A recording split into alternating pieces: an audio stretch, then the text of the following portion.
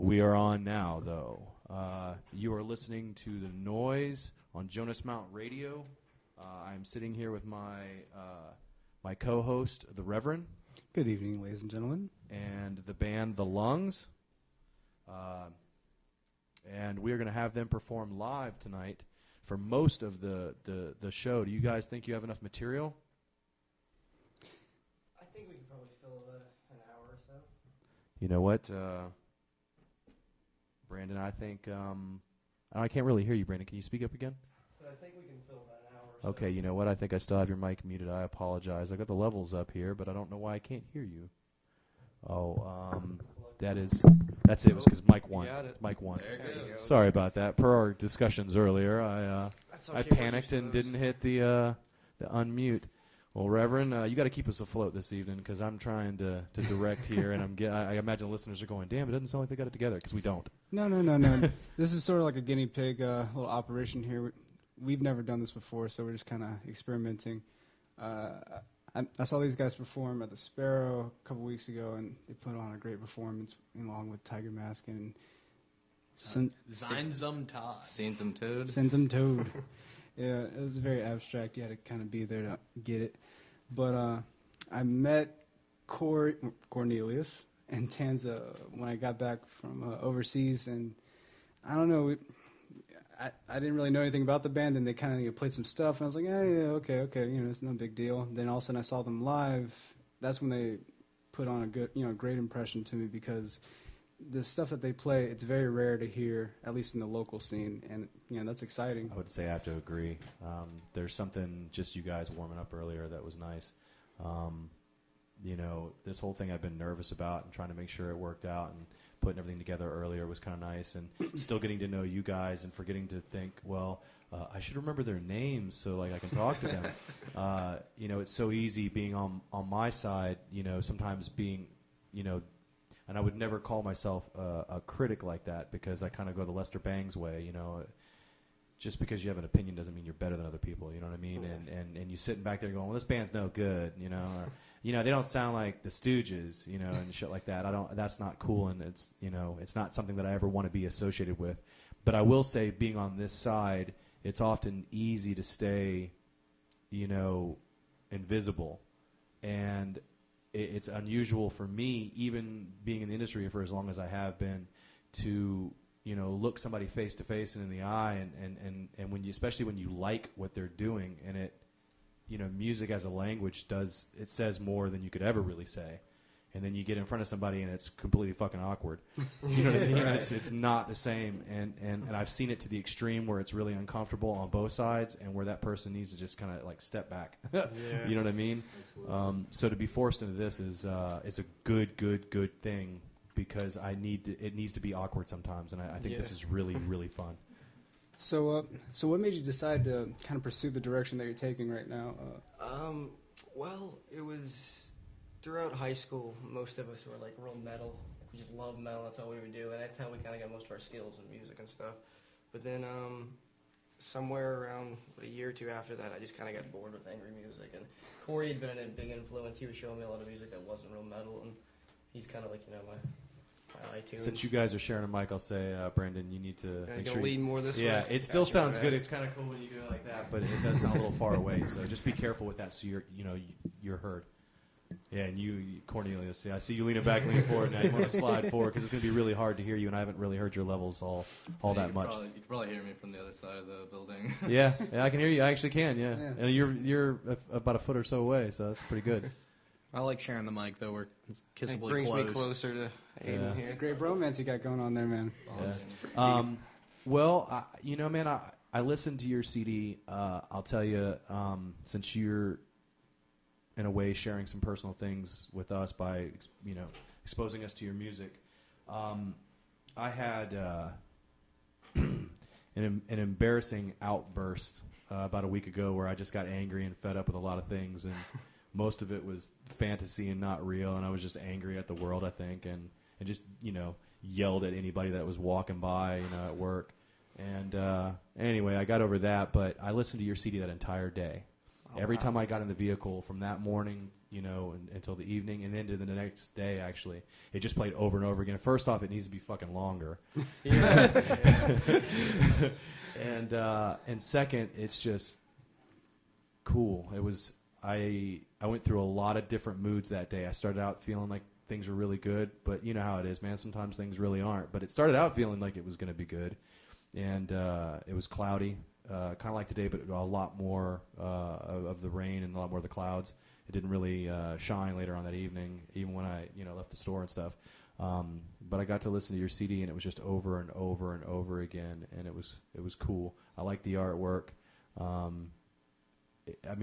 I don't know, Reverend. I think you said it best, man. It was one of those high fidelity moments where, at least with you guys, we like you, but it was that moment where they're actually really good. You're like, God damn it. Yeah, they're good. And he was nervous about lending it to me.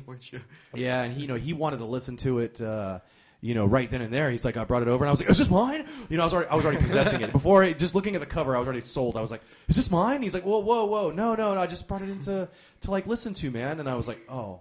And then he could tell he let me down. He was like, well, but I could ask, Brandon if I can get another one, and I don't know. It might be his. I don't know, man. I just can't give it away. And I was like, okay, but I can borrow it. And he goes, absolutely, man. What you don't know is I still have it, and I stole it.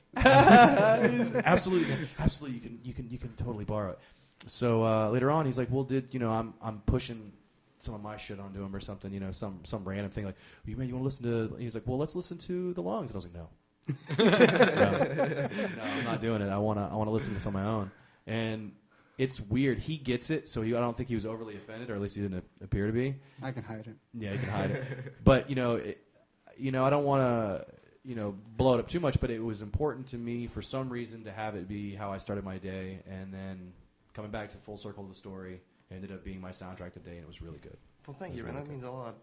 Yeah, I think that's twice this week we've heard the. Yeah, our friend Troy was telling us last night that, like, oh, dude, I've had your CD in my car for about, weeks now. I just broke it off in there. I haven't taken it out. And I was like, oh, that's cool. Means so much to me, Troy. That's cool. All the feels. That's cool. I don't know how I take that. I'm bad. Either I become an ego and you give me a little bit, and I'm like, really, man? Yeah, I am cool. I am. Or on the opposite, I think you're lying.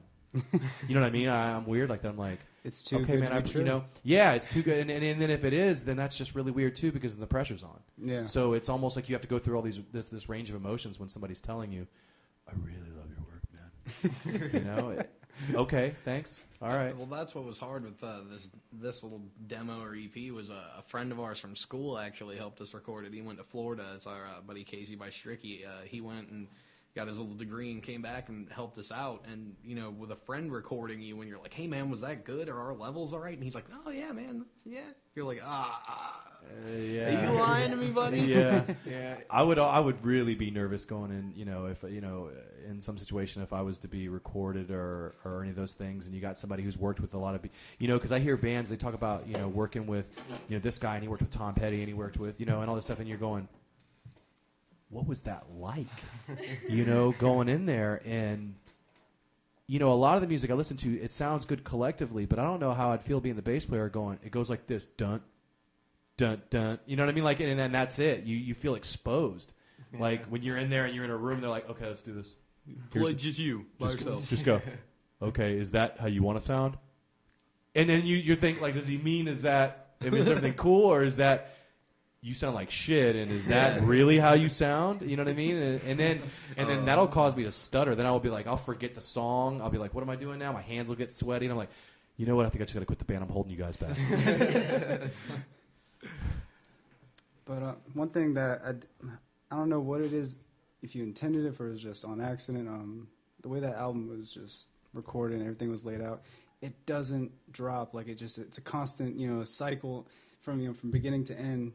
Like you said, you listen to it throughout the whole day, and it's just you can't tell where it begins or ends. And I would lose that, and sometimes it would become annoying. Even though I liked it, I was just like, it's already played again? Like, God damn it. You know what I mean? And that's why the first thing I said is, like, if you want complaints, then God damn it, I want, like, a full CD. You know what I mean? Apparently, I got a phone call today from the same guy that helped us produce the first one, and he wants us to go down to Florida and record in a studio Swamp Mountain and actually kick out a full feature length little album there. Yeah. We try to write songs where like every song is the main focus, where like any one of them could be the end of the album. You know what I'm saying? Yeah. Like try not to make anything It's not be like the we're trying to middle write or the hits. intro. It's just everything. Well, It's the Clash method. Every song has to be a single. yeah. Yeah, I like that. Yeah. Clash is the only band that matters, man. I think that's cool as shit. Yeah, nice. Bringing the Clash in, even if it's just, a little reference. I would say that, having the CD, I never thought about it that way, but it's, that infinity loop. And you've got something there where it's just, it's infinity. It kind of works in that way, even if it was accidental. However it happened, it doesn't matter. I mean, it was your creation. And it just brings me back to that. That's the one thing you can't do with records. Jack White tried to do that. They're still researching that, where it would play to the end, loop itself, and then play it back out. And so you'd have it, they were going to call it the infinity loop. But they haven't figured a way out to do that yet. He will. It's the technology is simple, and you think you could, but it's just a bitch. That's got to drive him nuts. He's got to lay awake at night going, okay, then it goes down and it goes back, and there's something there. It hops it over, and then it comes back again. That's why he looks the way he looks right now. That's heroin. Yeah, a lot of it. I hope that new album's good, man. I'm looking forward to that. Absolutely. That's this year, I think. Well, fellas, we talk about your music. We talked about your album. Would you like to share it? You know what? Yes. Hold on one second. All I want to do is get some information. I think it's time. I think you read the play there. What are you going to play first? And I would say that since we're kind of winging this, that's the only reason I interrupted you, Reverend, is because I just wanted to see, and so our listeners know too. Anybody tuning in right now, what songs are you going to play? Are you going to play 2 or 3? I mean, we're looking at maybe 15, 20 minutes of time you can fill here. We're going to use you guys for most of the evening, to be honest. We could probably get 3 or 4 songs in. Okay, you want to talk about any of those songs real quick, or would you rather talk about? I mean, and this part is up to you too, guys. I mean, you're the show. Do you want to talk about some of those songs real quick now, or you want to just play them and talk about them afterwards? What do you want to do first 3? Well, I thought we were going to start out with Aiden's song, one of the older ones he wrote, "Scraping Glass." What is it called? Scraping Glass. Cool. And then I'm not sure what's that. Play Muriel after that. Yeah, Muriel. That's one I wrote a while ago. I've had it for a long time. Muriel. Yep. Go ahead. Then I think the last one we're going to do, Dolores, is a fairly recent song we've written. Dolores. Okay. Brandon likes to name all of his songs after women he's never met. I was thinking the same thing. I was kind of digging that. I was going to go to that, but what is the Scraping Glass? Oh, well, yeah, okay. Out of necessity when it comes down to it. Yeah, he mimed he mimed smoking a left-handed cigarette. Sometimes when you run out, you got to scrape the bottom of the barrel. Oh, okay. I was thinking it was like some Black Flag damaged thing. You know what I mean? Like, I got this image of Rollins like punching the glass. He's like, scraping glass. We're not that intense. A little more mellow. I like that the music has a level all its own, though, because I would have. I mean, is that one of the songs on the CD? It's not actually. It was going to be, and we were in the process of writing it. So somewhere on this computer is a loop of us playing this song like 7 or 8 times right after the other, just going back into it. And he could never find one track that was really, really captured the whole song how it needed to be, and we ran out of time. Was that something that you guys would play to like release tension or something like that? I mean, because you said you played it on a loop. Was that just practicing, or was that a song that just seemed to just be something you had to kind of pound out? Being that we had a sort of a time restraint with the recording room that we were in, it was just more like, I'm going to hit record, and you play it as many times as you can, and hopefully we strike gold with one of them. Okay. I only asked because of an association I have with stuff that Nirvana did. Kurt said that they would get into the practice shed, and they would do that Endless Nameless song, and it was noise. The kind of rule was you got in there, and everybody just beat the hell out of their instrument, and it was really just noise. I mean, there's no other definition behind it except a lot of noise. And then out of that, something would kind of surface, and that was the only way that they could get together and just kind of immediately break the ice and then just play. And whatever they were working on, whatever just kind of came out of that, just was, and then that would be something they would work on. You really got to feel it more than write it so much. Yeah. You can't just come in and say, "Oh, here's this song, play it note for note exactly how I said," and don't put any of your I emotion could never into do that. it. I could never do that. It would frustrate me, and it would get to the point where, again, I quit the band. Well, if you guys are comfortable, I mean, I think the Reverend had the right feel there. We're about a quarter of the way into the hour, so I say this is good. Just to prepare the listener, there's going to be a moment of level change. The pressure in this room is going to expand, and this should be really, really fun. I'm looking forward to this. Thank you.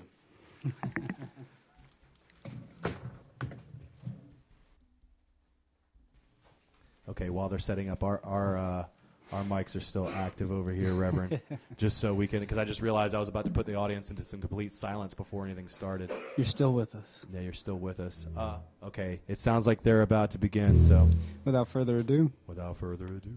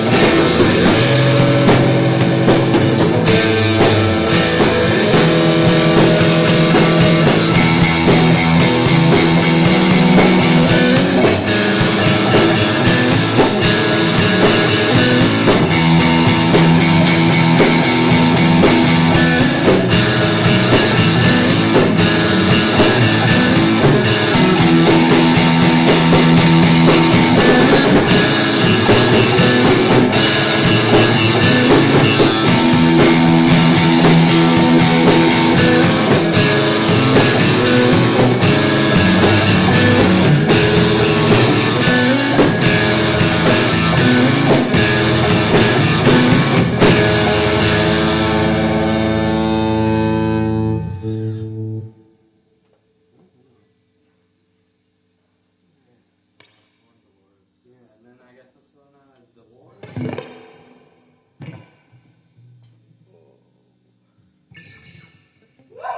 Aspire with Muriel, named after a woman we've never met.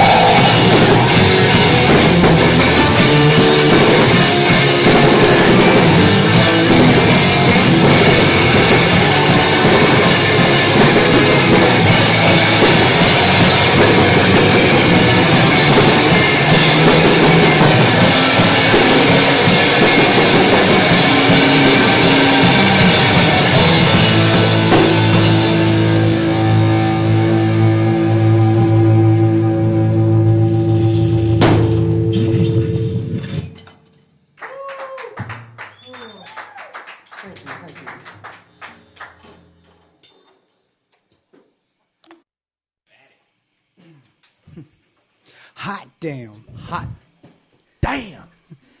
That was a I slam, said, God damn. that was a slam dunk, man. That was awesome. That was a slam dunk. Oh, man. This is excellent. We have a live program. Oh, you're not right? finished Oh, yet. you're not finished, man. Brandon left this. I was going to say Brandon ran. Ran. He was like, Don't talk to me. Don't talk to me. That's how all vocalists are, you sons of bitches. Everybody's always waiting on you. Oh, he's here now. Okay, the program can start. Then he's starts looking at his headset. There, Aiden. Wow, I'm a little stunned. I don't even know what to say. It's kind of hard to come back in after something that intense. So I don't really expect you guys to get right with it. I imagine there's a moment of decompression. Yeah, it takes a little definitely. breathing. Yeah. Had a case of the Benz. Yeah, case of the Benz, man. I'm a big Bela Lugosi fan, and he said he used to have to hypnotize himself kind of to get into the role. So I imagine that's how you do. I mean, that's what I do at home. If I'm drooling on my bass, it's usually because I'm, kind of in it, swaying back and forth, looking like a kid with autism. You know what I mean? Like just kind of really kind of going there, man. You everything else cuts off, and you're in that moment. And when you come out of it, and everybody's got that wide-eyed look, and they're going, "Whoa!" You're like, "Is that good? Was that what did I do? Did I transform?" Did I transcend music? Yeah.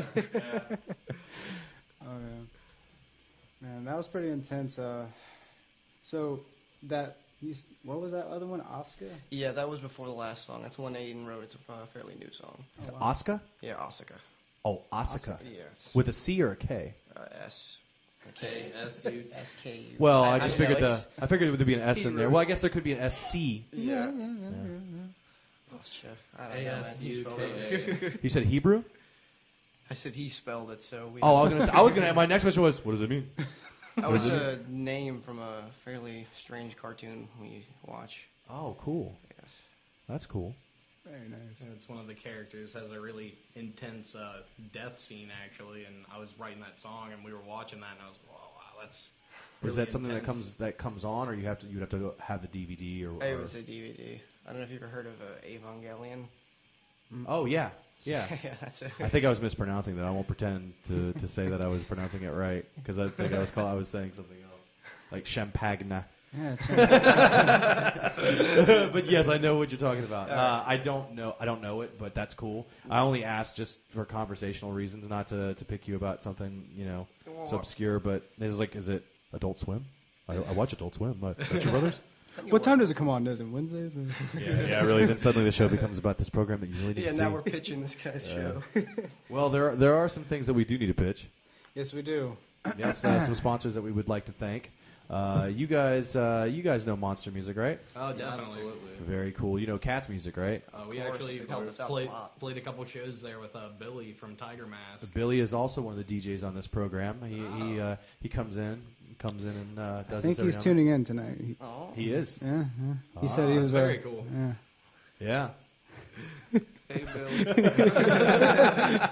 Well, it's been Maybe? recorded, you know. Maybe? Yeah, it's been recorded, you know. You can listen to it later. If Technology. It's not convenient. Yeah. Well, that's what I like about it, man. It's for the record. You know what I mean? It almost should be called For the Record. What's your program tonight, For the Record? For the record. For the record. I would say that Monster Music and Movies, Cats Music, and you guys don't seem to have a whole lot of tattoos. You've got some tattoos over there, Cornelius. Mine are all hidden. They're all tucked away. Don't Okay, hide I'll give you a little clue when you have as many as well. Reverend's almost there too. Good enough. When somebody asks you how many tattoos you have one. You have one. It just becomes one piece of art. My favorite is. Onesie. Did you get those all done at one time? Yes. Yes. Yes, I did. And they're like, "Oh, it must have really hurt. How'd you do it?" Well, a lot of heroin and cocaine. And if you can speedballing, if you can convince them, you'll see somebody who's trying to be polite to you slowly backing away. Really, I just chalk it up to bad life decisions. Yeah, yeah. Oh, no, I woke up with most of them. It was a ritual, and Birthmark. I wasn't really keen on the initiation rites, but once you join. I think my favorite one is I have a Sonic the Hedgehog tattooed on my leg, and a lot of people are, what does that mean? I like to run real fast and pick up rings, and I gotta save all the little bunny rabbits from the robots. That's okay. My first tattoo is in Chinese, so mine is usually when they ask what it means, first come, first serve, whatever I can make up at the time. Means chicken dinner. Yeah. It wasn't what I wanted, but it's what they put on there. And, I couldn't read the language, so I had to just trust them. I'd ask, for years, I asked occasionally. I would talk to somebody that, and deduce that they could maybe speak Chinese and read it. And what does it say? Be honest. Total strangers, so they would be quite honest. And a couple times they would laugh, and I was like, "Oh shit!" And they would tell me what it meant. I was like, "Okay, all right, it's good. I'm okay." But they would just laugh at the fact that to them it'd be no different than us, putting English on there. It's not a big deal. They're like, "Oh, that's what you chose." Okay. I've always wondered that, in Asia and all these other countries, do they put English words like "what's up" or because we get all these Japanese tattoos and all these, I see them and I'm like, I wonder if they do the exact same thing just in English. Maybe. Yeah. Maybe. There's some Chinese guy with like water and Times New Roman on his arm. Like, I don't know how I would respond if somebody was to ask me to translate that and it didn't say what they thought it was going to say, or I translated it and they're like, "That's not what I wanted." That's Fiji. Fiji. Deer Park. I don't know. Oh wow. Well, we got through the tattoo part, so that's Broken Lantern Tattoo and Holy City, both of which who have vocally sworn oaths to this show. I don't know if they're listening right now. I would hope that somebody's getting some ink. Some fresh ink to this show. That would be kind of cool. They're getting actual lungs tattooed on them right now. Oh, wow. Yeah. It's not such a bad thing. It's hot. It is kind of hot. You do it right. And I've seen things that shouldn't work. Then suddenly I was like, damn it, why didn't I think of that? That's so cool. Paisano's Pizza Grill over in West Ashley. They feed those of us at Monster Music. And you guys, if you come in every Tuesday, we do a listening party at 6 p.m. every Tuesday over at the shop. And we give out a Paisano's Pizza. And here, as of late, they've let us have these gourmet pies each week. Holy moly, man. That's all I'm going to say. Because I ate that before I came here, and it seems to be my ritual right before I do the show to have 2 slices of that and a nice Mexican Coca-Cola with the real sugar. That's why you have that glow. Hurricane sugar. Yeah, Mix it well. that's why I'm grinding my jaw right now, because I think they still put the the Coca in Cocaine? Coca-Cola. The stuff is pure, man. That the sugar, and if it's not corn syrup and you get real cane, I Jesus. can't feel my face. Yeah, I grinding my jaw, man. It's crazy. I already have 2 cups of coffee in the morning, so any extra caffeine is just Shot to the heart. too much. You drank enough when you're sweating. That's when it's working. So I hope you guys have a lot more music. Oh, shit. Yeah. Oh shit! Oh, he caught us. The rest of it could be one long jam. Yeah. who told him? Yeah, we've got a few. Play Hotel California and then go directly into Freebird. I will sit back and listen. I'll put my feet up on this desk. Once I get the levels right, I don't got to do nothing. It's autopilot after that, man. Yeah. Here we are now. Entertain us. What do you guys want to play next? We could Yeah, play Lysol. We could play Jawbreaker. Lysol? Let's go second. You got a song called Lysol? Absolutely. Is that any reference to the Melvins? We just couldn't name it. Damn. And somehow Lysol was a. Lysol's great. The Melvins called their album Lysol, the one that's just self-titled Melvins, and there was a cease and desist. I've looked for that version that still says Lysol on it. Mhm. It's kind of like the Butcher cover for the Beatles. There's ones that it's covered. Yeah. They just were like, we're not printing any more of these up. They're just going to have to take it the way it is. Just put a little label over there and go, there you go. You can't sue us now. And I honestly would almost want one of those. It's like, oh, that was a mistake. That's not Lysol. Oddly enough, they do that to the Incesticide album cover. They wrap that in black plastic to sell it at like Walmart and stuff. Really? Like that. Yeah. I know he gave permission, albeit reluctantly, to have the outside cover of In Utero. It says, Waif Me. The song's not edited. It says Waif Me, and then the little diseased vaginas and stuff that are hidden in there around the little aborted embryos, they kind of polish that off too. They use, just cut and pasting and floral designs to where it's just kind of blurred over in all the places where if you really looked you could see something vulgar. Yeah, definitely. It's like But- finding Waldo. Too. He took it is what it is, but he took that compromise because the music was untouched. So I'll give him that. If it was just a little bit of doctoring. The song title is the only one that pisses me off a little bit. Really Waif Me, but then that is kind of funny. Anybody who sees that is like, what? That's not what he says. I'm going to listen to that song Did I first. get a rare copy where they misprinted it? Yeah. Have you guys heard the Albini mix of that? In Utero? In Utero, yeah, actually. That's one of my favorites. It becomes a Jesus Lizard album the way it was supposed to sound. It's raw. Yeah, it really is. is. It's good. And apparently, for some reason, Kurt Cobain's thing was he was like, I really want you to come work on this album with me. I love you. I love everything Big Black does. I just want you to completely take over.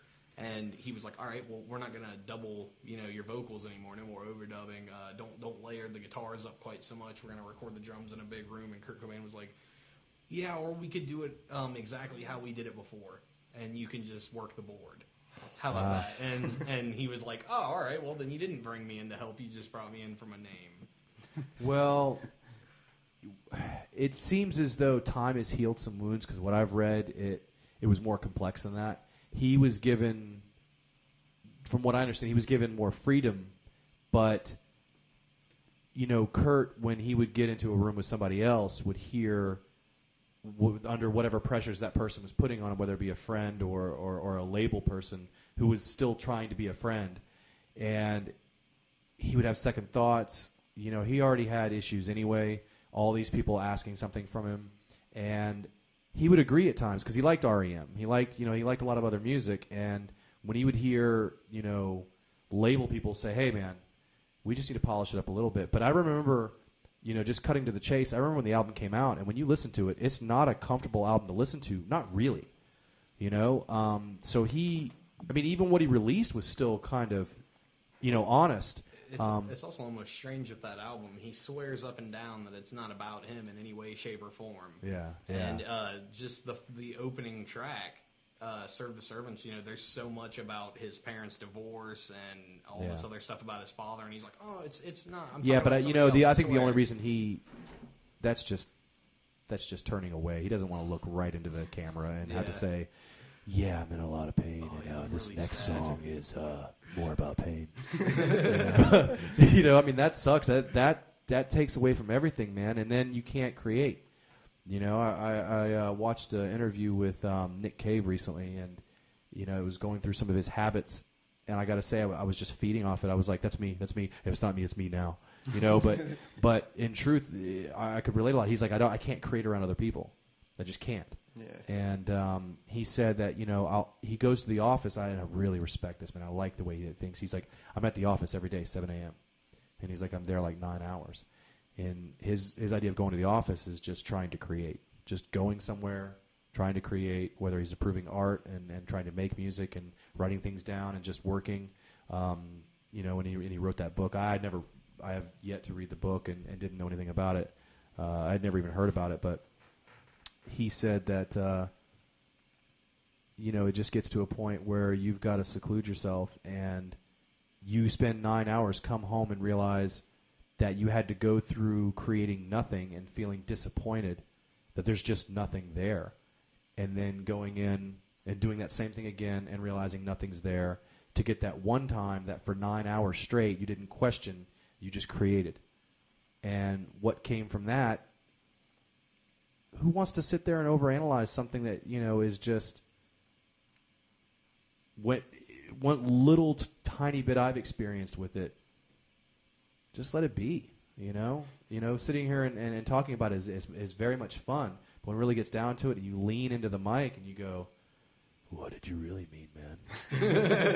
It's not as... Yeah, I feel like a lot of the time it's more simple than that. Some songs, it's like, oh, this one was, deep, emotional point. I wrote this real sad song, and then I couldn't name it, so that's why the name's weird. This one's called Lick My Love Pump. You guys seen Spinal Tap, right? You just with real beautiful melody. It's like a little sweet moment. It got me the first time. I was like, damn, that was pretty good, like this little piano piece. And he's like, oh, that one?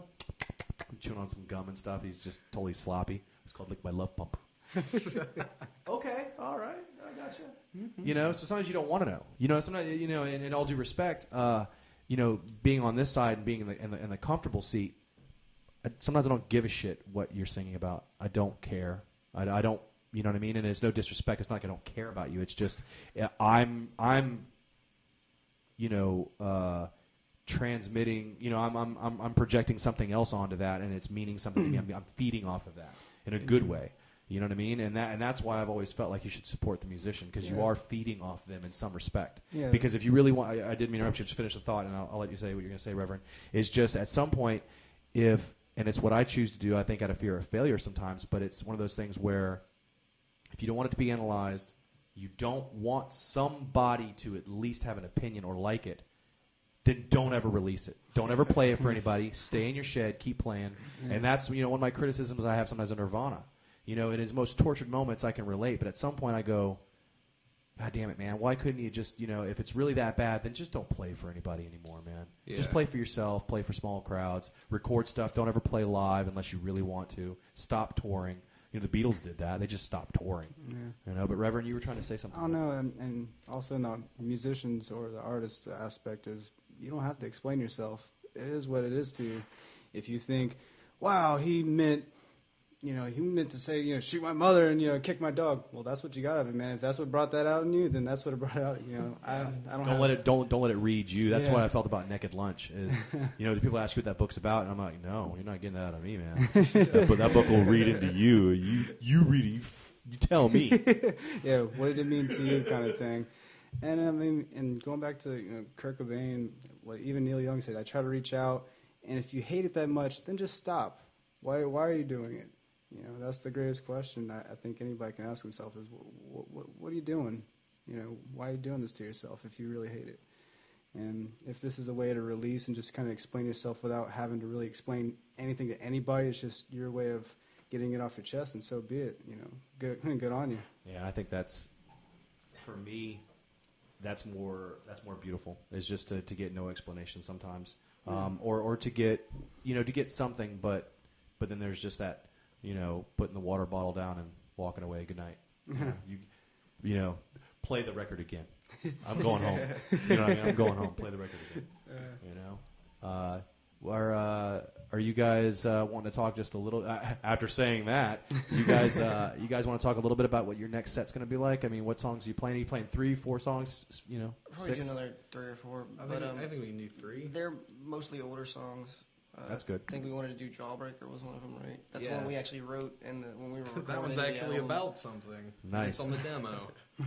Well, we definitely we want you guys to play tonight. So whatever you've got, if there's even something that you're just, I'll be honest with you. I know it's exposing yourselves a little bit, but even if you got something that you're just kind of working on, I would like to, if you guys are comfortable with it, at some point, in a few minutes, have you guys play. We'll sit down one more time, and then maybe even if you just do one more song, Strange About Numbers and stuff, I'd like you to do kind of 3 sets, even if the third set's technically just a song or an encore. I think we can do 3, 4-song sets. Yeah, Sounds about right. yeah, that would be excellent. I'd be really happy with tonight's show if we could do that. So I mean, we'll chat it up here for another minute or two, but then you'll do your set. We'll sit down again, talk about it one more time, then have you finish off with one more set. And if we have time left, for those of you out there listening, when you are listening to Jonas Mount Radio, this is The Noise. I am your host, Screamin' Ray, with my co-host here, the Reverend. Hello. And we are sitting with Brandon, Aiden, and Cornelius. And we've got Tanza over there sitting in the dark, who's hiding just a little bit. She's the woman in the room, and that's putting us all on edge. Now we've got to beef it up. Suck in your guts, gentlemen. That's why women aren't allowed on ships. Can't get anything done. She says nothing. What I heard criticism. I said I hate sexism. Sexism. Damn it! I wanted the first word to be criticism. Sexism. Okay, now the show's hit an all-time low. The reputation you're building. Yeah, really. Here on Sexist Radio, why women can't be on boats. Well, why women can't be on boats. Loose lips sink ships. So I'll tell you what. Whoa. What did that mean? It didn't mean anything. That was accidental, and anything you read into that is totally not what I meant. Oh, wow. Someone save me, my God. It's been recorded, I always think of Johnny Cash. It's forever now. Yeah, when Johnny Cash did that live set, and he curses, and he's like, it's been recorded, Well, so I tell you what, let's talk a little bit, for as much as you're willing to allow us to pry. Let's talk a little bit about the set you got coming up. You're going to do, what, 3 songs in this next set? Yeah, they're mostly older songs when we were first getting together and practicing. We used to have... Real quick, what year was that? That'd be 3 or 4. 2008 or 9? Nah, it was 2010. 2010? Yeah, dude. All right. Okay, so reaching far back. I don't know, man. Yeah, I'm with you. I time travel every day. Yeah, we were jamming in high school. Back in '93. We were a black metal band to start out with, actually. Really? Is that real? That's why the demo's called Entry Level Black Metal. It's Loved that. I loved that, man. And I forgot all about it, because I quickly analyzed everything and just soaked it up, and then was like, this is okay. It passes. It's cool. And I just put it down, and listened to it and all that kind of stuff. And then I kind of didn't even look at it again when I gave it back to him to kind of just make that mental, memory stick. But I like that title. That's excellent. And so you guys started, really, I guess, jamming as the Lungs in 2010. Well, we didn't really have we jumped from name to name, and we had a lot more members. And then we switched drummers, and we lost a singer and another guitar player, and then Yeah, we actually started as a 5-piece. Wow. 2 guitars, bass, drums, vocals, and then weeded out Everybody everybody kind Not else. back. Not bad. I kind of back the 3-piece thing. I really do. I mean, even I won't go at length, but even like bands like Sabbath and stuff, where there's 4 members, but when you have just a vocalist who doesn't play any instrument, to me that still feels like a 3-piece. Mhm. And some of the best bands are that. You know what I mean? I really think there's a core there. Going back to numbers, man, it's biblical. The Trinity. The Trinity. 3 sets. We made him do the Trinity. They are forever now. Yeah, he does. It does decide. We need to protect these airwaves right here. I tell you, man. It's cool that this is working out the way it was, or the way it is, because I was thinking that it was going to be. Man, I was anxious the whole Yeah. day because I didn't know how it was going to turn out. Because this was like a last-minute decision. Like, yeah, sure, okay, come on. Yeah, absolutely, absolutely. Well, you said you're going to do 3 songs. What 3 songs are they? ooh, I'm guessing Lysol, Jawbreaker, and Jawbreaker, I was Fresco thinking Seco? possibly either Fresco Seco or Polybus. I kind of want to do Polybius. Yeah, I haven't played that in a while. Polybius is They pronounce everything differently. And just remember, you got another set song, whatever, after this we've next got one. We sing. actually a good Surf, few die, songs. dance. Is that it?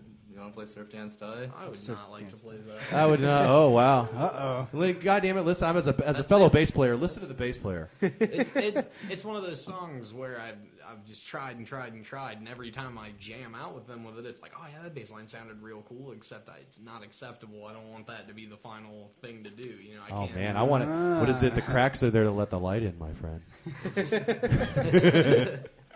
It's just got to flow right, and I just can't seem to get this one down. So it's still a work in progress, I feel like, with this song. Do you guys do any cover songs at all? Actually, at our Rarely. last show, I feel like you might appreciate this one. We covered "You Suffer" by Napalm Death.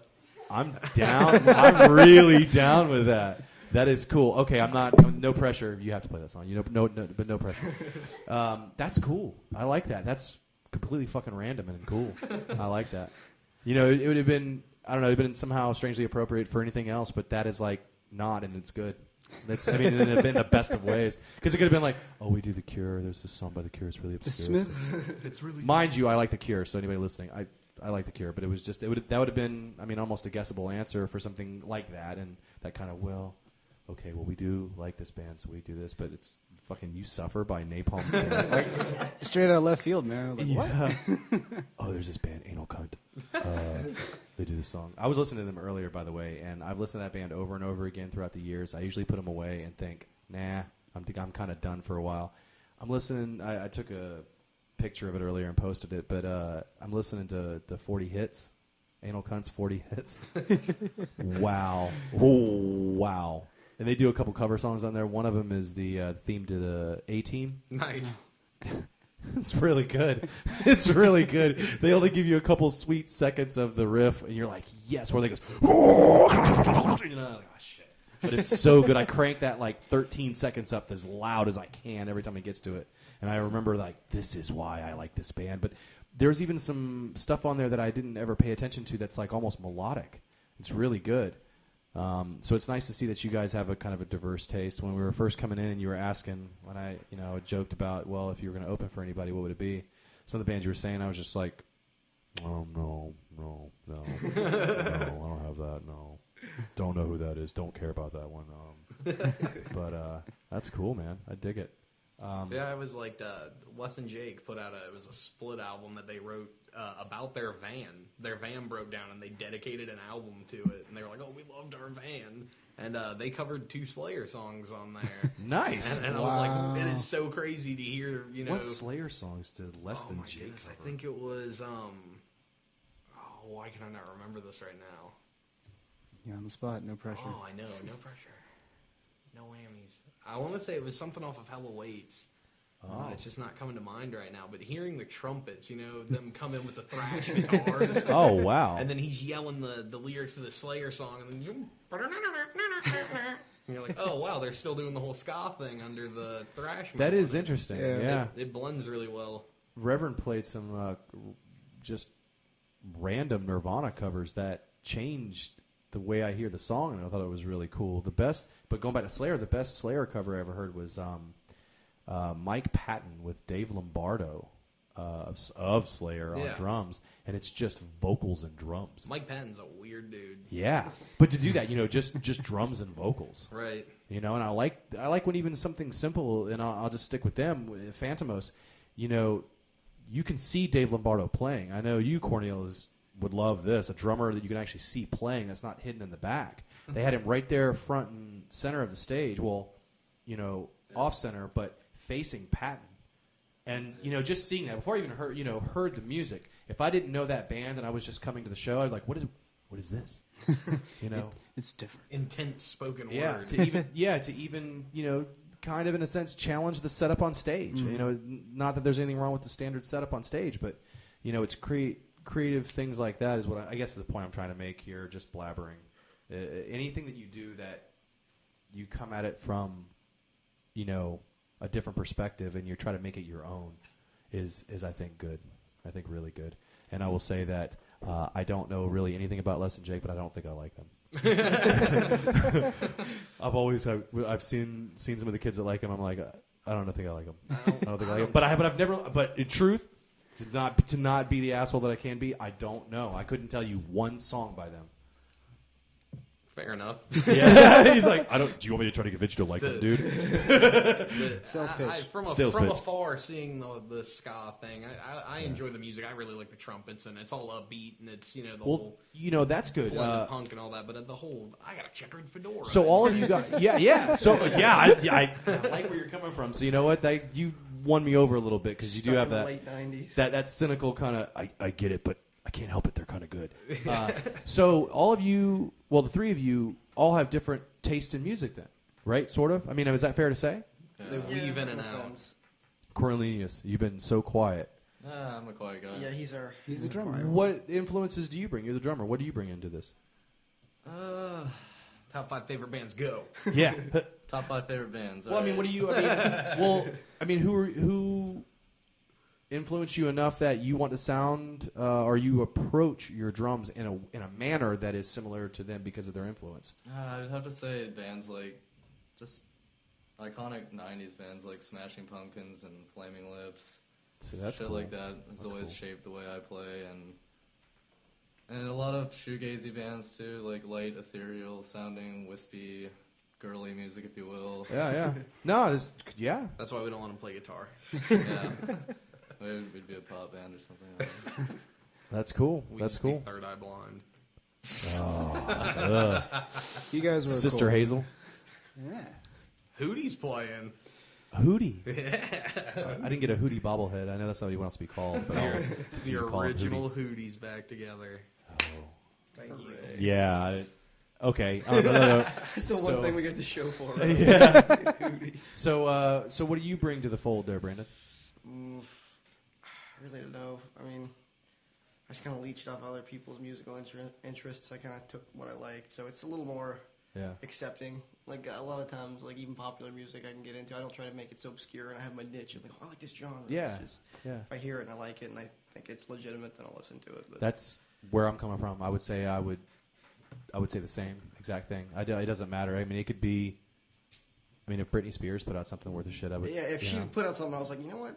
I don't hate her that much. Then like I'd accept it. I'd like. I don't even care. I mean, I'll say that to anybody. I mean, I can listen to Dillinger. I can listen to anything. I can listen to the most abrasive Norwegian black metal, and then almost cry to something else. That's completely soft and totally girly music. It doesn't matter, and that's the only way that I think you can ever. I mean, admitting you're wrong too. When I've said I didn't like a band, even gave them a chance to listen to them, or liked them and then didn't like them, and then had to come back around and say, oh, why did I stop liking them? I like this band. They're really good. I mean, I know you've got the same kind of approach, Reverend. There's just too much out there to be like, no. It's just music. If you find yourself bobbing your head and you're like, you know what, yeah, this is cool. Like, for instance, a new artist that I just came across because of the Reverend Screaming Wray is Jake Bugg. Oh, Jake Bugg. Yeah, Jake Bugg.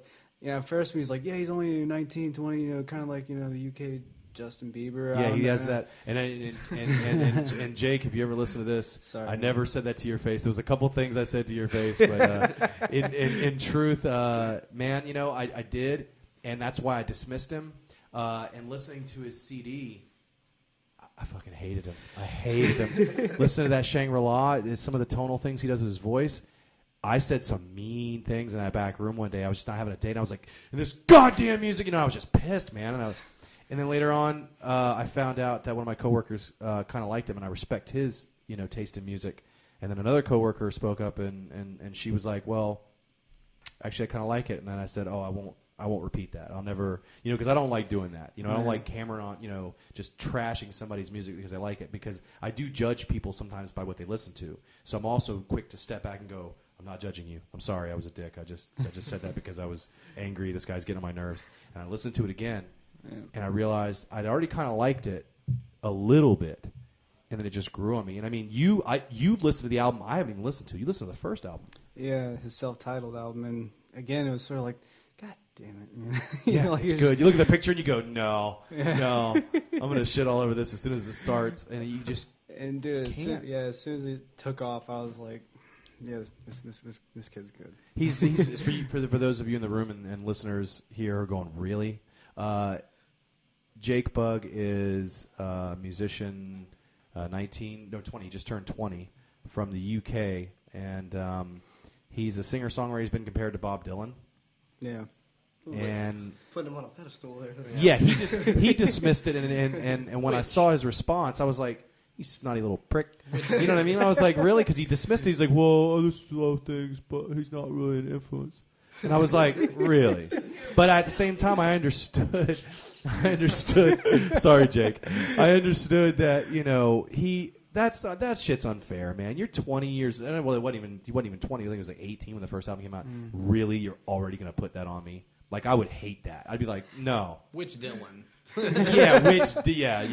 know, which one? And then, you know, so I would just say he's a singer-songwriter like Dylan, where you have to get used to his vocal delivery to some degree. He's a much better vocalist, and I mean that by technical standards, than Dylan, but it's an acquired taste, I think, just a little bit. I mean, 16-year-old girls seem to really love him, but, you know, it was hard at first, just taking that image in, being careful not to always judge a book by its cover. Mm-hmm. And he came out there with an acoustic guitar and just a microphone.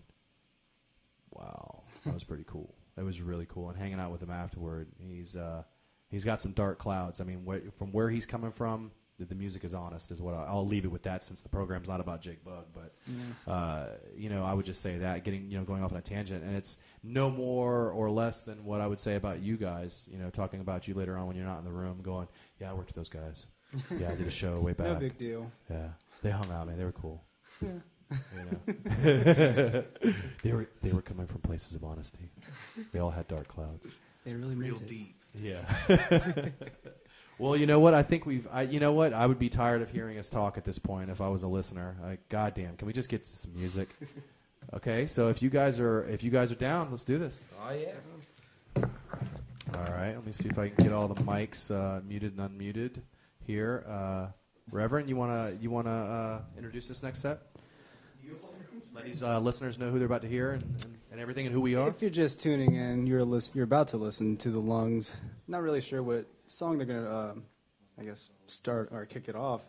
Jawbreaker. I don't even remember what they said. But No, I honestly, so it's Lysol. Yeah, Lysol's the first one. All right, so they're gonna be opening with Lysol. Lysol, good title. Great title. This song kills 99.9% of household bacteria. Known to cause a cold and flu. It's just you guys now. It's just your mic, and it's just you.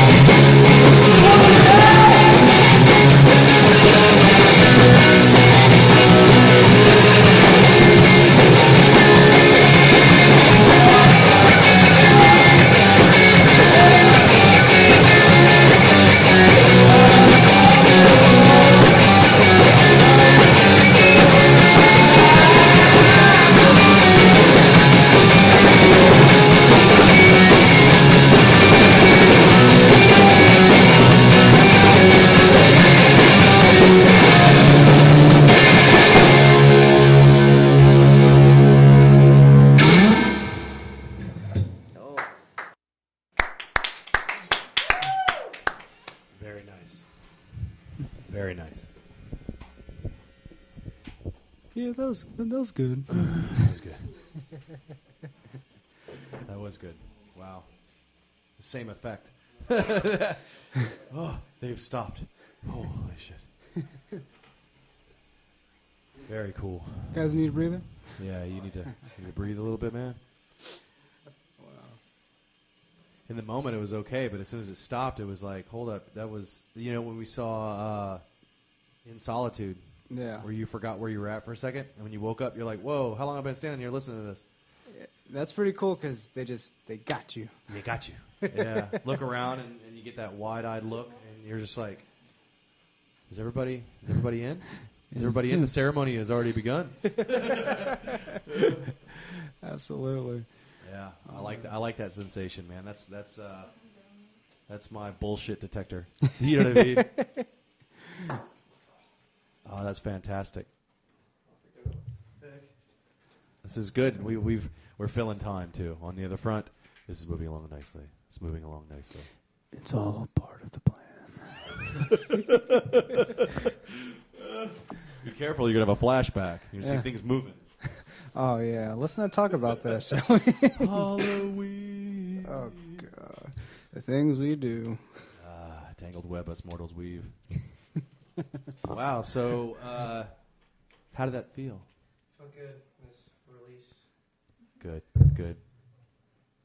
That was me partially being a smartass. I felt bad because he was actually answering that question. God damn it. That's cool, though. That's very cool. So, what is the longest you usually play? I mean, do you get tired back there, man? Yeah, I mean, I'll play a full set, but our songs are generally short just because of how fast-paced they go sometimes. How long do your practices usually last? About an hour and a half. Well, it's like a 5-hour hours. situation between us waking up and leaving. Yeah. Yeah, that's the truth. Anytime I've ever done that. It's an event. You gotta make Yeah. a day about it. And we probably practice for like 10 minutes. Yeah. The whole day. Sometimes, yeah. You're just working this out. That's okay. I'm gonna walk over here, and it's hard to get everybody on the same page. Mm-hmm. And then when it happens, it's like that was really good, and then afterward you get bored again. I find I get bored real quick. Yeah. Even when it's fun, even when it's being creative, I just get bored. Well, it's just your ears start to ring, and you kind of get sick of looking at each other's faces. And Yeah. you just wanna, we've been arguing all day up to this point, so. And you can practice all you want, but it's not the same as playing. My fingers get raw. You know what I mean? I'll play for an hour or two straight, and I'll be okay, and I'll be digging in a little bit. Just 30 minutes practicing is like, how long have I been playing? Why my fingers hurt, man? Because you just put that energy into it because you've got other people there you're trying to feed off of and give them energy in return. That's kind of a nice sensation. But, I would imagine getting back there and beating on those damn drums the whole time. My little digits get tired, but I couldn't imagine putting my whole body into it. It's a workout. I mean, you gotta be in shape, I guess. I don't know. Yeah, he's like, that's right, it takes a professional. What I do can't be done by any other. I run 5 miles. Definitely not in shape. What? Again? No, you're not. I can hear you. Oh, I could hear you. Fortunately, we could hear Hello. you. Yeah. That sucks. Wow. I could hear you, thank God. I mean, I imagine the average listener was like, why do they sound so far Are away? they talking to a tin can? Yeah, sorry about that. Well, there's only one man to blame in this room. It's like the goaltender. I'm the last line of defense. That was my bad, gentlemen. I'm sorry. We forgot to take the space helmets off. Yeah. Absolutely. We were all trying to decompress. There was mistakes made. Well, we can hear you now, and at least I could hear you a bit there. So even if you sounded far away, they did hear you. They, the listeners, the future, heard you. We got closer. Yeah, I need you to lean into that microphone, son, and Can you hear say me your now? full Christian name. Wow, man. Well, let's talk a little bit about your instruments. Something to talk about. I know it's completely random and from, okay. I see you are a Fender man. I am a Fender man, and I could talk at length about Fender instruments. It's for a while there. Me and my dad. My dad's an amazing guitar player, so he instilled that stuff. He has in his my- own band? Yeah, he's been in like hundreds of bands, cover bands, and I can't keep track of all the names and stuff. That's cool. But he's always instilled in me Gibson and Fender. Mm-hmm. And growing up, he was always so about Gibson, so I kind of I always wanted to be like my dad growing up, but still had to be. Yeah, you got different, to be so yourself, yeah. I can grab Fender, and I only recently got that, so it's kind of like. It's a beautiful my- instrument, man. It's a nice choice, too. It really is. I mean, I'm sitting here, And even if I didn't like what you were playing, I could just stare at that instrument. I'm really in love with Fender. And even when he moved on and did stuff with Music Man, Ernie Ball, and then later on did G&L. I can't afford a G&L. I can barely afford the Fender, American-made Fenders and Stingrays. But, I'm talking to you now as far as Music Man's beyond my price range. I'm lucky enough. Honestly, if it had a finished neck, I would have brought it and let you play it. I would have tried not to insult you because sometimes you do that. They're like, I've been playing this instrument all my life, man. Why don't I just hold your instrument? I've never even seen your guitar. But, sort of like being a drummer, oh, it's just a drum kit, just get behind it. No, man, it's not my setup. Yeah, it's not my setup, man. Give me half an hour to bang on this, before I can say if I'll play it or not. Yeah. Well, I just know being musicians, sometimes you're just kind of thrown into things, and I have really nice instruments that I almost feel ashamed to have because of my ability. I mean, you play way better than me, and watching you play makes me think, I have a $1,500 bass guitar at home. You know what I mean? Like, damn I it. have a $50 bass guitar. Yeah, man. And even when I worked at a certain guitar shop, man, it was always understood within there that no matter how high and mighty we got over instruments, and I am a snob. Having said that, you and I both know, looking at each other in the eye, you'll sound like shit on a $50 instrument as well as you will a $1,500, $15,000 instrument. It's all about how you play it, and it sickens me over and over again. I see these kids come in and they pick up this Ibanez or something that I think is just shit, and I'm like, ugh. And they pick it up and they start playing. I'm like, can you show me how to play that? Because that's really good. Or and then on the other end, the guys that come in, they're like, I built this by hand. I put together, I used a Gibson body, and then and they've got all these details. And I'm like, when do you find time to play? You're sanding things down, you're building, you're switching up necks. You never find the right instrument. You got a room full of parts. When do you actually ever play? But having said that, I try to find somewhere in the middle, and I'm proud of the instruments I have, and I really like Fender, and I would say that I really like your guitar, man. It's a cool guitar. Thank you. Yes, it's I've been falling in love with it every single day. It's wonderful. It really is, and I almost said Aiden. I've got the names down actually, but I'm glad I hesitated. Aiden. I'm not so much in love with the instrument, but your tone is really good. Oh, thank you. And you got green strings on that thing. What is that about? I've seen the colored strings before, but what is it? Well, that was actually a strange surprise. I came home from work one day, and they were just on my bed. And apparently a friend of the family works for some company freelancing instruments and stuff like that. And he's like, oh, these are Aurora strings. They're some prototype, and it's a coating. See, I can't deal with the coated ones. It's supposed your to keep it tone from sounds rusting and really stuff. good, though, man. I mean that sincerely. I wouldn't even have brought it up. I'd be like, and your instrument is nice as well. Cornelius, how do you feel about your drum kit? I just skipped over it. Your tone really is good, and I'm man, I can break down strings. I'm with you on that. I use the Cobalt strings. Oh, They're those are fucking nice. expensive, but they last a long time. And I'm debating on whether or not I'm going to switch them out for a tiny thing I'm doing this weekend, but. My favorite strings that I ever played were actually I think they were Dean Markley's, the Misfits Skullbuster strings. Jerry and Only's signature. That's got to be a heavy gauge. They're not bad, actually. They're like right in the middle. They're a good solid set of strings. Okay. But every time I would buy a pack of them, you put them on, you play for a couple weeks, and then one of them just snaps in half. Ooh, yeah, and I don't get that very often with the strings I have. Right. They'll pop, but it'll do that thing where it really unwinds. It doesn't actually snap off and maybe like take an eyeball. The Dean Markleys would just break. You guitar now on in the bass players club. You guitars wouldn't know what that's about. No, of course not. You can actually Strings? die. What is You can this? actually die from a bass string popping, man. Good goddamn! And it doesn't happen very often, really. Most of them just unravel, if that. Yeah, they just start right. to sound dead. I know bass players that 6 months later they're like, these are just good. They're just now sounding right. They got the right amount of dirt on them. They sound dead. That's way off. I think maybe most of my tone right now might be the brightness of those new strings. And it never sound quite the same. I see documentaries on Lemmy where he has the strings changed every show, and sometimes he'll switch basses between songs, go brand new strings. You never get that back after about a day or two. It's almost like that bright dies really quick. The metallic feel of the strings kind of fades away, and you just get that whatever your pickups are putting out. I like it. Cornelius, your drum kit, yeah. Classy. Yeah. Thank you. No, enough said. I didn't know. I was just going to keep going, yeah, until he said something cool. They look cool. Thank you. Play well at Tama. I've always played Tama since I was like 8 years old. Never had a problem with them. Probably tune them here and there, take care of the cymbals a little bit there. They got some green shit all over them. That's it. Oxidizing, right? Yeah. Look at me, science. Yeah. What end of the stick do you play with? Do you actually use the tips or do you flip them around? I use the tips. You do use the tips? Just the tip. I like where this is going. That's all Corey needs. That was going to be later on in the interview, but hey, you got any? I feel like an idiot over here, man, like a gumshoe, like I'm a detective. You're doing good, man. I'm sitting here kind of checking time, like, all right, well. We're going to fill the entire program. I don't want to play anything else. You guys are playing everything. I had an interesting note there about Lysol, actually, though. You mentioned Steve Albini earlier, and that's a guy actually compared it to that. He was like, I thought it was going to be this, lo-fi, garage, punk, catchy riff. And he was like, it really reminded me of the whole 80s post-hardcore Big Black scene. And I was like, yeah, that's nice. Thank you. Yeah, it's got that vibe to it, man. And the only thing I would say, if I wouldn't be a complaint, is I'd like to hear your vocals a little more. We get that a lot. Yeah, I do we think just never have the equipment to really project as much. Well, I hope I'm not using the wording correctly, but it seems to go with the band name, and I would use the word ethereal. It's almost like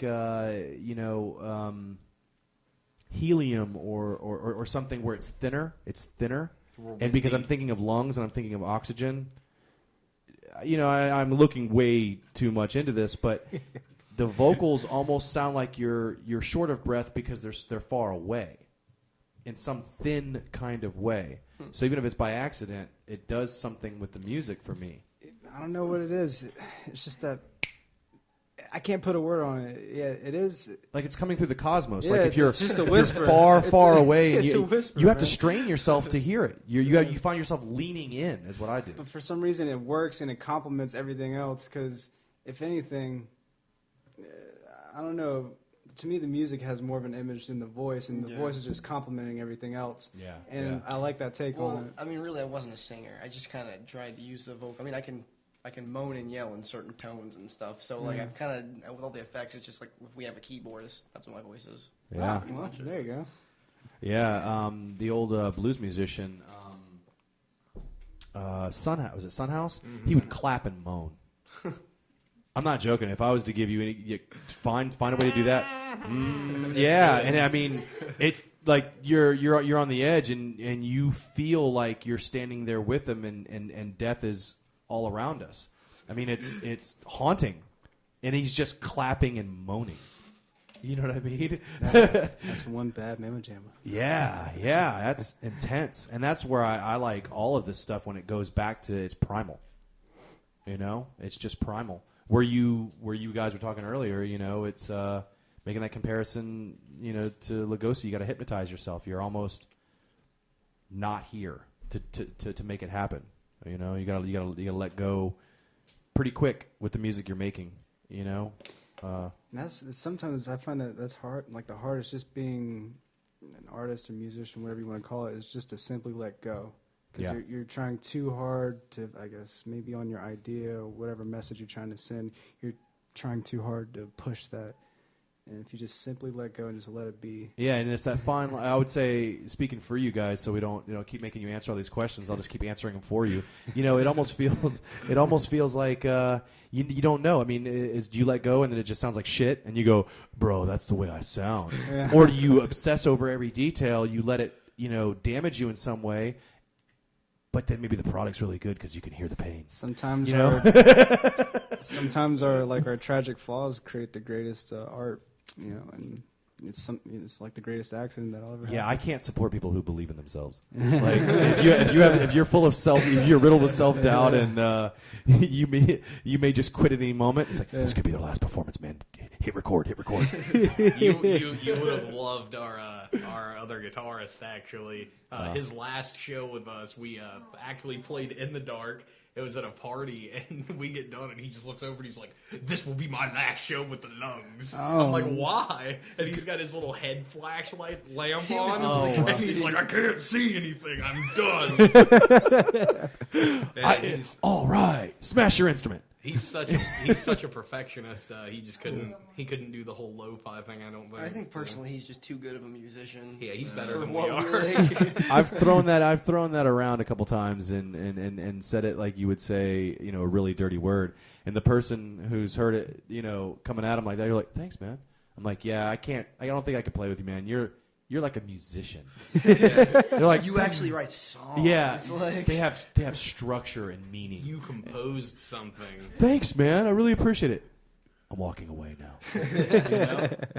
Because I'm scared. But, you know, I'm also willing to admit it's because I'm scared of it, because I'm not capable of it. I think if I could, you know, do verse, chorus, verse, and write some songs and it came easily, I would probably be less defensive about it or attracted to somebody who's, you know, beautifully all over the place, you know?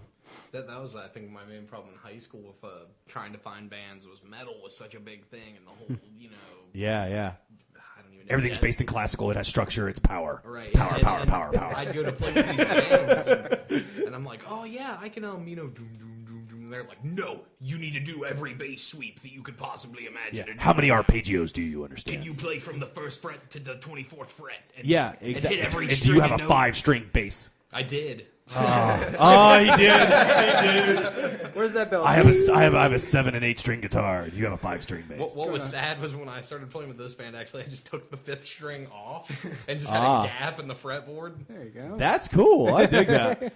You got a lot of room to wiggle then. Oh, yeah. As a fellow bass player, I push everything towards the center because I'm bending and stuff, and it still comes off. And I'm like, oh, damn it.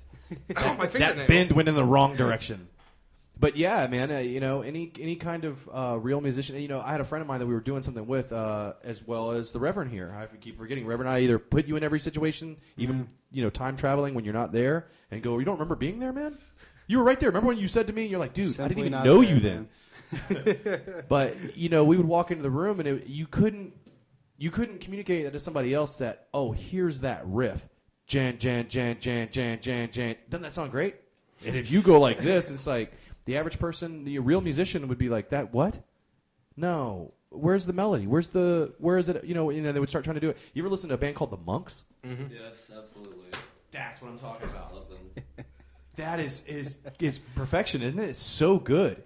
And when you do get a little bit of sweet out of that kind of, you know, just bombastic, you know, kind of percussionary almost, you know, in these weird kind of disjointed rhythms that become melodies for moments or something. If I'm even being articulate at all, You're doing a good job, man. You got it. You got it. I'm using big words. Big words here. I'm excited. I'm feeling the vibe. But you know, wow. When I listen to that, you know, I've woken up on a Sunday morning and put the Monks on, and Black Monk time. Yeah, It's a shock to the system, you know. Yeah, you should do a cover of Monk song. It's a good idea. It's good stuff. It really is. Yeah. It really is. And We it's could do the Napalm Death still. Oh, that's right. See, I wasn't going to bring that up again because you want it so much. You know what I mean? If you want something really, really bad, you're probably not going to get it. If you're like, I don't care, man, you can do whatever you want. It's like, we'll do that 3 times in a row. I still remember the Baroness thing where we got the Misfits cover. Yeah, buddy. That was maybe the closest to Rockstar, and then Prophecy.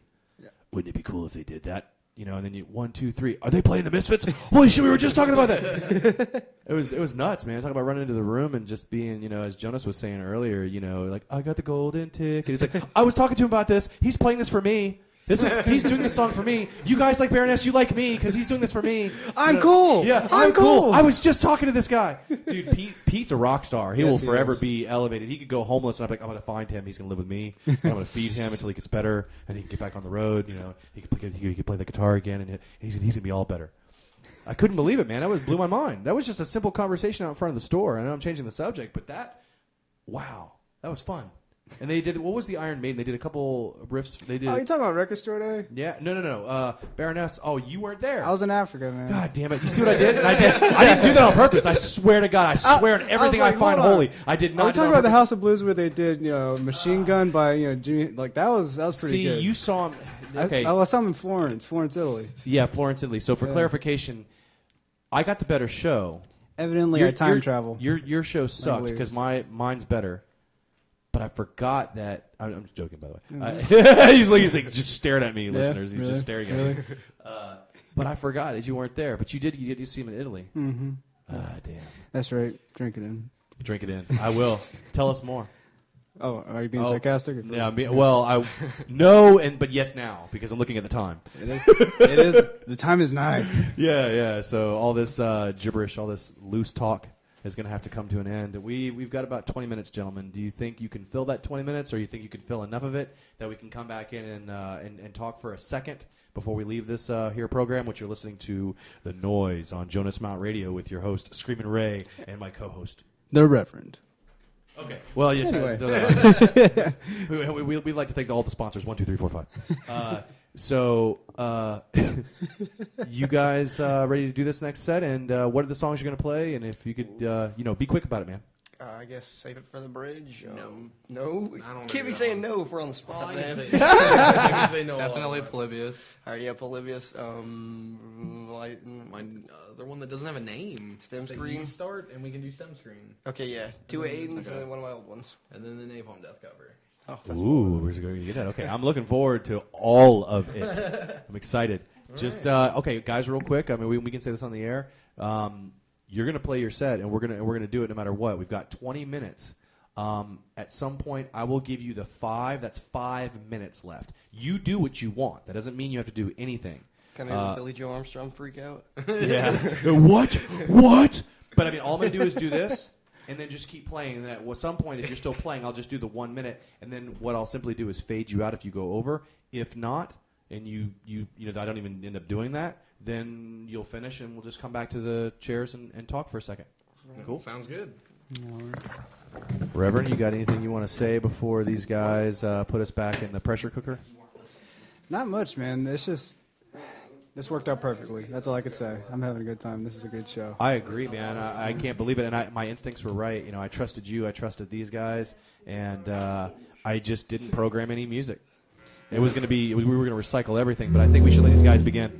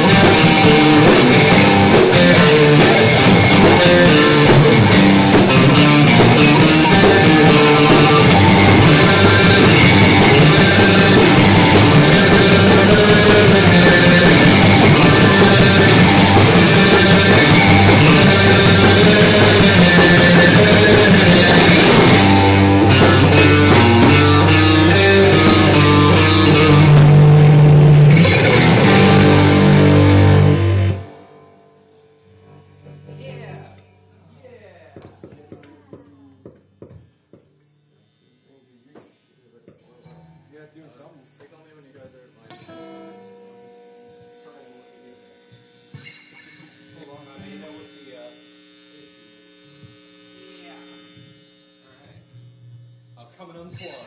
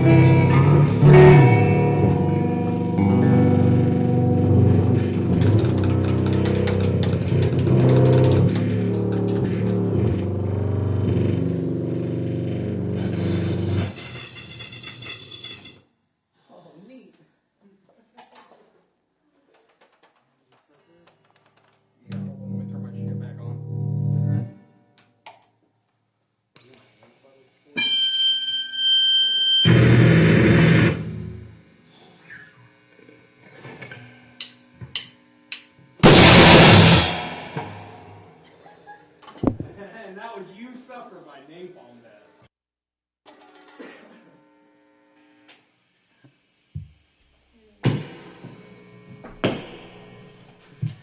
And we're back. You're listening to The Noise on JonasMountainRadio.com with your host, Screaming Ray and the Reverend. Our special guest for the night, The Lungs. If you just tuned in, that was Napalm Death. The Napalm Death. Ye shall suffer. Yeah, man. I think, was it John Peel when he did his BBC show? He would play that thing like 15 times in a row or something. And people were like, I don't want to hear that goddamn song ever again. He's like, thanks for listening. Yeah. Yeah, I would say this has been a special evening for us, and you know, I don't like to throw these things around because I think they're unfair and sometimes just sound stupid. But you know, those of you listening are listening to the Charleston Underground. I would think. Right? Absolutely. Yeah. Sounds about right. Close to it. Yeah. I would say that you know, the Reverend and I try to really play a lot of, you know, different things, but the thing that I will confess for any of those listening and for future listeners is that I don't support the local scene enough. I talk about it sometimes, and I'm like, yeah, and I shake my fist, and then I stay home and watch hockey. Yeah. So, you know, you guys are really good, and you're obviously working very hard at what you're doing, and you sound great. And if it wasn't for the Reverend here, I would have never known who you were. So I wanna say the Reverend gets a round of applause for exposing you guys to our listeners and to me especially. I really appreciate it, man. And I would say we've got about 5 minutes left. I would like to hear anything that you've got to say, Reverend, about this evening and what you feel. Honestly, again, this was just our attempt at trying something different, and I think we had a great success. Again, I wouldn't do this and I wouldn't pitch this idea if I didn't believe in the band or the idea if they weren't able to deliver. So, again, thank you guys for coming out. I hope everybody that was listening enjoyed what the Lungs had to provide for tonight's listening pleasure. Listening pleasure. Listening pleasure. Pleasures. This special evening with the Lungs. Absolutely. But with that said, how about you guys? You guys have anything to pitch, say? Yeah, is there anything that you want to tell us about? You said something about recording earlier. I mean, you want to talk any more about that or an upcoming show, anything? You know, put the SoundCloud out and Facebook, Yeah, absolutely. all that stuff. You guys can check us out at soundcloud.com/thelungsband. You can download our demo there if you want it. It's up for free. We have other songs that we played just now on there as well. And we'll be recording soon, so stick around. Yeah, hopefully within the next few months or so, try and put out a full, you know. Yeah, you going to do any wax? You going to put anything on vinyl? I even, wish. even a 7-inch? I really, you know, I would say, quite honestly, I would throw money into that. Yeah. I mean, I don't have a whole lot, but if you get enough people to do it, a 7-inch, just Dare I say a split album between you and Tiger Mask or something? That'd be kind of That cool. would Yeah. definitely be cool. that'd be fantastic. Yeah. I would know, stress two things: make it colored, you know, as far as the wax itself. 7-inch. Don't spend any money on the paperwork around it, just on the label itself, on that little center label, and make it an obscure song. I know there's a couple of companies that do like straight to cassette tape demos now. That's like Yeah. the big thing coming back. Is people wanting to hear cassette tapes again. And Well, I would say, from my perspective in the industry, they're a novelty. Yeah, they're definitely. cool. Yeah. Don't get now. Having said that, don't get me wrong. I've got a lot of crap sitting on my shelves that mean a lot to me. They're just novelties. Yeah. Total waste of money, plastic and steel. You know, stupid crap that just makes me happy. Cassettes are fun, but I would put emphasis either in a good 7-inch or a full length. I mean, if the miracles happen and you can make a full length on wax, even just a limited run of it, or those flexies that come in the Decibel Yeah, magazines. Those flexies are really badass, man. There's something special. They'll die over time, and that's why they're special. They're precious. You know, every time you play them, you're like, well, I only get about 100 more listens out of this before it's dead. So, just out of curiosity, if the local listeners are, they're interested, are you guys playing any shows? 2-minute warning. Well, we don't have anything coming up as of now. We've had to move some stuff around due to schedule issues. yeah, but- we were supposed to play a show. I believe it was Saturday, but scheduling just kind of went into that. And Just kind of conflicted with it. It was no dice, huh? Yeah, I'd say just keep track of the Facebook, because as soon as anything comes up, we have so little on our plates that we immediately put it out there so people can find out. It's not like we're going to hide anything from anyone. we really do a lot with a guy named Philip Hyman. He has Eyeball Art, and we really do a whole lot with the local art scene and all that. So anytime they do a big art show, we usually play and help support the Very good, very good. Well, the Noise and the Reverend and I will keep our listeners posted. I would like to say that we're coming down to the final minute here. I've enjoyed this evening, man. I had no idea we were going to make something that felt like we were making something happen. It did this evening, and we owe it to you. We owe it to the Reverend. Reverend, you're always good about taking us out and saying something cool. That's a lot of Dang, pressure. Man, you put me on the spot. Yeah, dude. you've got about 50 seconds. 50 seconds. Essential. All I could say is keep your eyes and ears open. Get out, get weird. Charleston, stay classy.